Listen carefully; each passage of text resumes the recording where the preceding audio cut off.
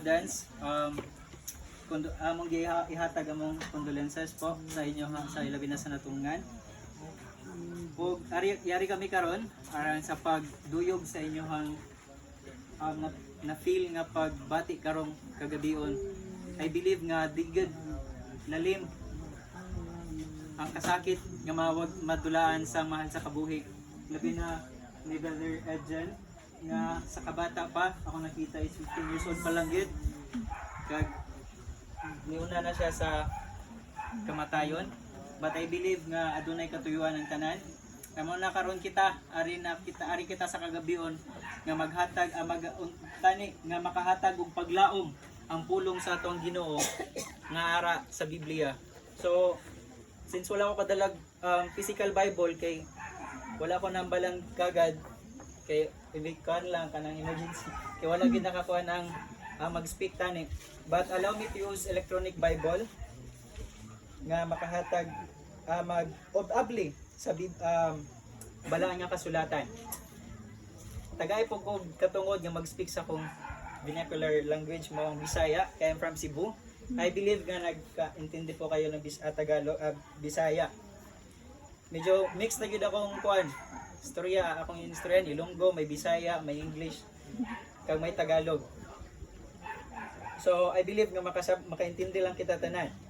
Well anyway, ang gikanta kaganina sa opening song katong ay sa song service katong ginataytulan og kuan Face to face. It is well ay It is well. It is well with my soul. Na recall sa ko ang historya nga kanta. Actually, kung inyo na i-search ang title It is well with my soul by Heritage Singers or ang original singer ana, ang nagkanta ana, well nagbuhat na siya ng awit mga kabyan, mga kauturan is naa siya gibati nga kasakit unsam nakasakit nadulaan man siya og anak. Dili ko katag sa specific but you can search that It is well with my soul. Nakita ko ba nga taliwala sa iyahang nasinati, iyang na feel namatiyan siya ganang but still he praised the Lord. No? Atong makita diha nga bisag ang pagsulay siya, pagtilaw siya ang kabuhi ba nga naabot, but he can still manage to praise the Lord. Why? Because siya mang nakita ang milagro, ang gugma sa ato ang Ginoo. Pamangkot mga igsoon, saan man nag-start ang kamatayon? But before kita magbasa sa balang nga kasulatan, pubani ako sa papangamuyo. Let us pray. Walay katubtuban ng mga Dios, yara ikaw sa ketasan sa mga langit Ginoo, ining takna sa kagabion o Dios, among ginadapit imong balang presensya, balang Espiritu Santo o Dios, nga matagpulong nga magagawa sa mga ngabil Ginoo, makahatag kani comfort sa matag-usa kanamo amahan ilabi na sa pamilya nga natundan ini nga kasakit Ginoong Dios. Ginoo, gabay pa ang pulong nga magagawa sa mabag nakagikan gid kani sa imuha Ginoong Dios. Pasayloa kami Ginoo sa mga sala nga nabuhat. Daghang salamat sa pagdungog, pagtubag sa mga pagampo sa ngalan ni Jesus. Amen.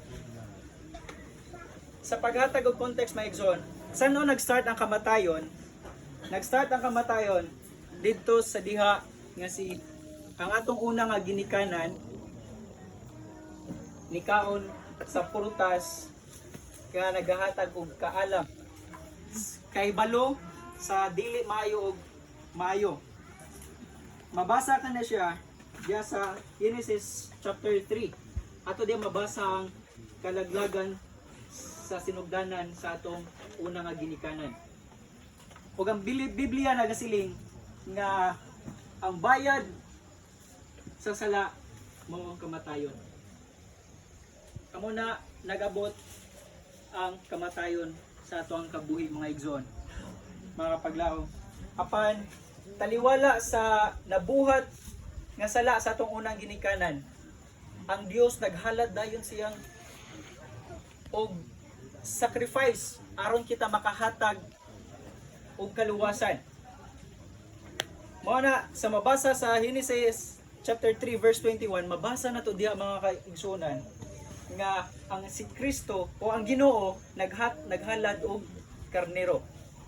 Pero di na specific karnero pag nagbuhat siya og skin nga gigamit sa iya sa hayop. Amo na nag-ara ang una nga halad na itabo. Ug ang halad mga igsoon, mga kauturan, ang perfect nga halad amo na nga may ara kita nga salvation. That is Jesus Christ dito sa Kalbaryo sa krus. Nga yung gingon dia sa John 3:16. Isay kasago sa John 3:16.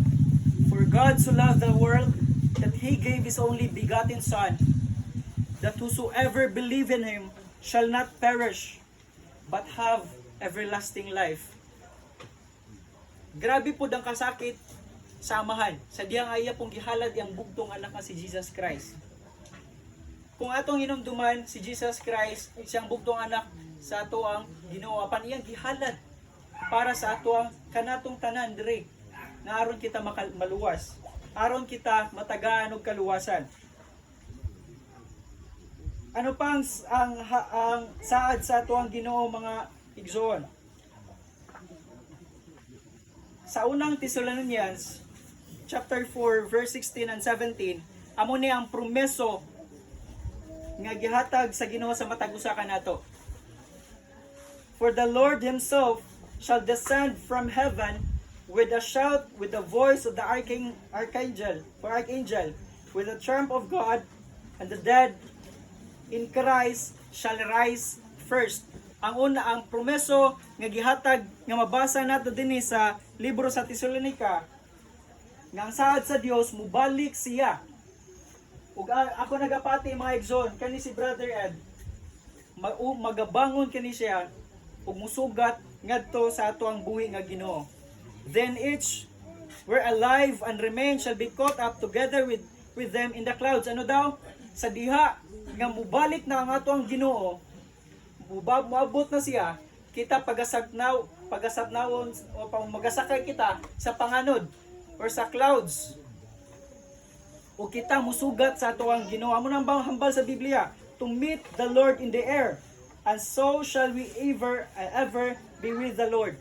Ug sa diha nga kita magkig-upod na sa ato ang Ginoo ngadto sa langit. Atong kung kisay atong ma-feel ang kasakit dinhi sa kalibutan. Why is that? Ngano naka-feel kita niini nga mga pagsakit pagtilaw sa atong kabuhi? Mga igsoon, isa kani sa reason ngano naka-feel kita og kasakit para buduol kita sa ato ang Ginoo.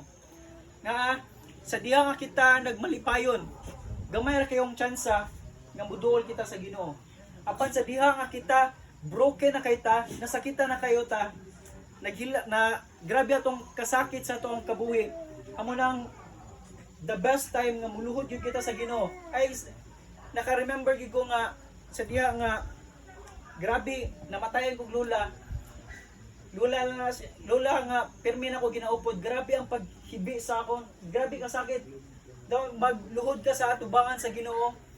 Di gyud ako ma-feel daw gusto ko na mawala pud ba tungod sa kasakit sa nitabo sa akong lola nga permi ko kaupod. Amo na naka-feel ko sa gibati karon sa immediate family nga ilabi na kabata pag ni Brother Ed nga nauna na sa kamatayon. But I believe nga luyuan nining pagsakit, aduna gyud paglaom, luyo nining kasakit nga ato ang nasinati karong mga orasa. Ano panghambal sa Biblia mga utod?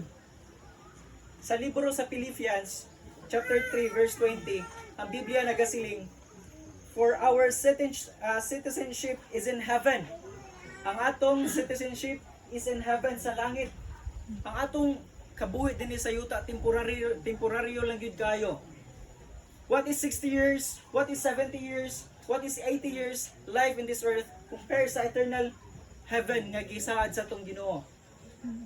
Nagsaad si Ginoong Hesus nga bubalik siya sa makaduha. Ug sa iyang kaduhang pagbalik kita upod sa iyaha. Amo na ang Biblia gasiling nga whosoever believe in him shall not perish. Amo say buhaton sa tao magtuo lamang kita sa iyaha. Ug I believe na naay gini katuyuan ang kamatayon sa ato ang higala nga niuna sa pagkamatay. Ay ang kamatayon sa Biblia is natulog lamang. Kung mubalik na si Ginoong Hesus, mubangon ang namatay ug musaka sa panganod musugat sa tuang Ginoo. Ang pinakalas nga Bible verse nga ihatag nako ang gihatag na promeso ni sa tuang Ginoo nga mabasa sa Revelation 21 verse 4. Ano ang saad or promise sa Ginoo?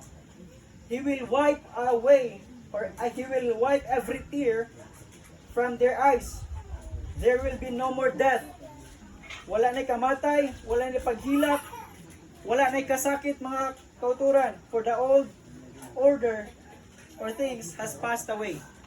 Sa diha nga kita naana dito sa langit, wala na'y kasakit, wala na'y paghibi, wala na'y paghilak nga ato masinati. Susama sa itong na-feel karong mga orasa. Amo na ang saad sa Biblia mga igsoon, mga kauturan.